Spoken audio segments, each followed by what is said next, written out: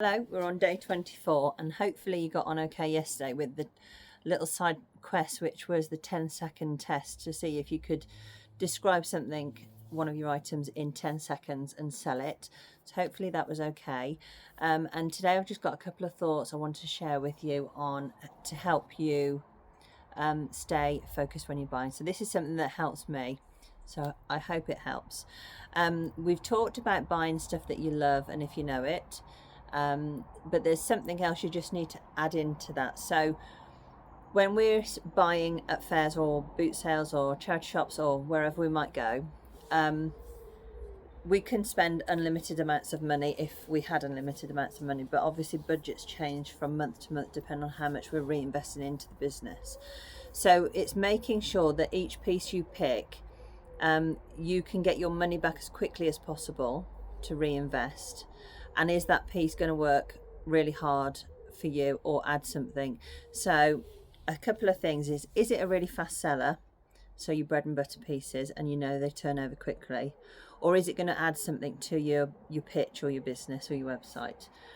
So those would be, instead of asking do you like it, and you're just buying it because you like it, and there's lots of things that you can buy because you like them, but we haven't got unlimited amounts of money to spend at each fair. So think about it in a slightly different way, which is, what is its job? So when you're buying something, what one of these following categories does it fit into? So first of all, a couple of things I think about is, who is my buyer for that? And we've talked about that in a previous video. So who's going to buy this piece, and where is the best place to sell this piece? So if the best place to sell it is in a particular centre, but you know that centre is chock-a-block with stock, do you really need to buy it? Or if it's really good for online, it might be better for there. So thinking about the centres or the pictures or the online things or the fairs that you're doing, have you got enough stock for it, and is your stock varied? So thinking about varying your stock. And then a couple more things is, what is the job of the piece? So is it a quick bread and butter piece? Is it more of a hero statement piece? Is it something that will attract buyers to your stall kind of piece, so therefore it's doing that job and it's earning its money? Or can you use it to sell other stuff? So if it's like a really nice sideboard, and you think, actually I don't mind if it doesn't sell, so you've got NFS on, or if it does sell, you've got a higher ticket price, so your profit margin is a bit higher. So think about those four things, plus the little two on the start, which was who your buyer is and where you're going to sell it. So when you're thinking of buying for, let's say we'll stick with the shop at the moment, if you'll know, if you're in shops and centres, you'll know that different things sell in different centres. There might be centres that sell all kinds of stuff, so you'll need a range of stuff, and most centres are like this. So you might need lots and lots of stock, which is your turnover, quick sellers, your bread and butter stock. You might then need a couple of pieces which attract buyers to your stall that are maybe a higher price ticket or not for sale. You might need a couple of pieces that are used but also for sale, where you can display a nice thing. Or the higher end statement pieces. So think about what the piece is when you've got it in front of you, and if you need that kind of piece. So if you're out looking for smalls, and they've been selling well, then that's what your shopping list has got on it, hopefully. So that's just a couple of ideas to think about, having a range of stock in your shops. If you've just got bread and butter pieces in your shop and you're just turning over £10 and £20 stock, then that will limit you to how much you can earn, because you just do need, I think, a couple of statement pieces in there that are higher end, that you can earn a larger profit off. And obviously those will take longer to sell, potentially, but not always.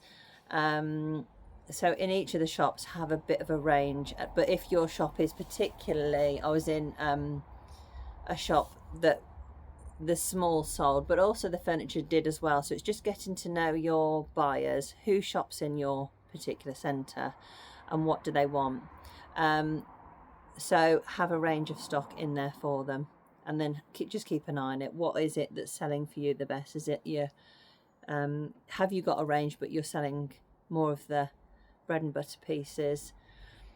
But try not to lose focus on having a few of the nicer pieces in there, because they will sell, and then that just gives you a bit of a boost for the month if you sell something like that. So those are my thoughts on it. A little because we talked about slower pieces to sell in when we did the dead stock. So I've been and bought a couple of pieces today. One I've got no intention of selling, but I mean everything has got a price, but I've got no intention of selling because it's a really, really nice statement piece, and I know exactly where it's going to go in the shop, and I know that it's going to attract buyers. It's also going to sell stuff because I'll have stuff on it, so it will sell stuff as well. So it's a bit of a statement piece. It will attract buyers and it will help me sell other things off it as well. So that's covered 3 of my things. And then a couple of other bits that I've had, we were talking about stock, moving stock on, a couple of other bits I've cleared out that I've had for a while. People who have been to the centre will have seen them. If they've been back a couple of times, they will have seen them a couple of times. I've rearranged it, I've reduced the price. I feel like I've done everything that I need to do, and at this point now, if they haven't been to the other centre, I'll give them a try in there, maybe reduce the price and give them a try in there. But if they have been in the other centre, they will just go clearing off to the auction potentially, or try a fair if you're doing fair. So that's what I thought. So just have a think about when you're buying, what do I need for my shop or website? What is it I'm particularly looking for? And does this piece fit the bill of that? Because if you've got loads and loads of massive statement pieces taking up lots of room, they're higher ticket items and they're not selling, then obviously common sense, we're looking for smaller stock there, smaller £10-20 worth, aren't we? But not to have too much of the lower end stuff, have a bit of a mix, and see how that goes. So hopefully, I hope that's given you a few extra things to think about.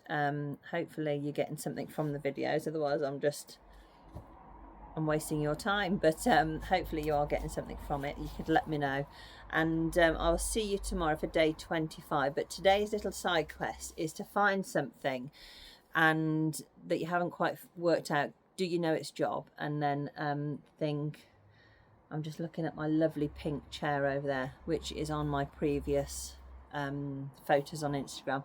It's a beautiful pink chair, and for me that will attract more buyers, and it's more valuable to me having it on my pitch, not for sale, or maybe putting a bit of a higher price on, because it will attract more buyers and bring in more money just by being there than if I was to sell it. So that's sort of one of the examples of what I'm thinking of. I bought some lovely oars today, and they're wooden, and I'm thinking of those for on the pitch, for having up on the wall, to have rugs and stuff over the top of them. So those are things that I mean that those won't be for sale, that because they'll be fixed to the wall, but they'll attract customers because they're really unusual. It's an unusual way of displaying stuff, so they'll add to my display, and also I'll use them to sell other stock. So those oars you see there have answered a couple of those questions, and that's the same for the chair. I really like the chairs up on the wall, and when I finish I'll give you a little tour of how I've done it, but I've sort of got some exciting plans for the space that I'll share with you. So yeah, that's the little thoughts for today, and I'll see you tomorrow. Don't forget the little quest, and I will see you tomorrow for day 25, and have a lovely evening. See you later. Bye.